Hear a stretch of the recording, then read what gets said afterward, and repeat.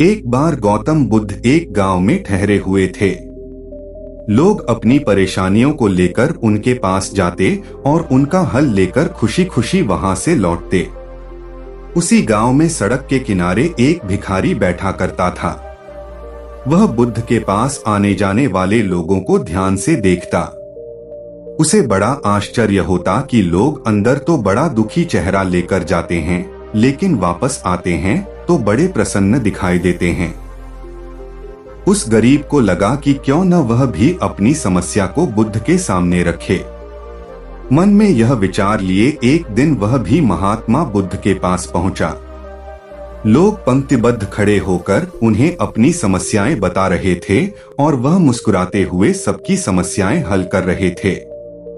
जब उसकी बारी आई तो उसने सबसे पहले महात्मा को प्रणाम किया और कहा, भगवान, इस गांव में लगभग सभी लोग खुश और समृद्ध हैं। फिर मैं ही क्यों गरीब हूँ? इस पर बुद्ध मुस्कुराते हुए बोले, तुम गरीब और निर्धन इसलिए हो क्योंकि तुमने आज तक किसी को कुछ दिया ही नहीं। आश्चर्यचकित गरीब बोला, भगवान, मेरे पास भला दूसरों को देने के लिए क्या है? मेरा तो स्वयं का गुजारा बहुत मुश्किल से हो पाता है। लोगों से भीख मांगकर अपना पेट भरता हूँ। मैं लोगों को क्या दे सकता हूँ?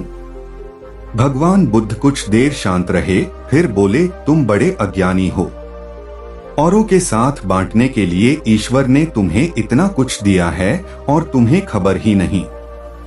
थोड़ा सोचो तो तुम्हें पता चलेगा कि ईश्वर ने कैसी बड़ी बड़ी चीजें तुम्हें दी हैं जो तुम आसानी से दूसरों को दे सकते हो। सबसे पहले तो मुस्कुराहट दी है, जिससे तुम लोगों में आशा का संचार कर सकते हो। मुंह से दो मीठे शब्द बोल सकते हो। दोनों हाथ से लोगों की मदद कर सकते हो। ईश्वर ने जिसको ये तीन चीजें दी हैं, वह कभी गरीब और निर्धन हो ही नहीं सकता। निर्धनता का विचार व्यक्ति के मन में होता है। यह तो एक भ्रम है, इसे निकाल दो। यह सुनकर उस भिखारी का चेहरा चमक उठा। navbharatttimes.com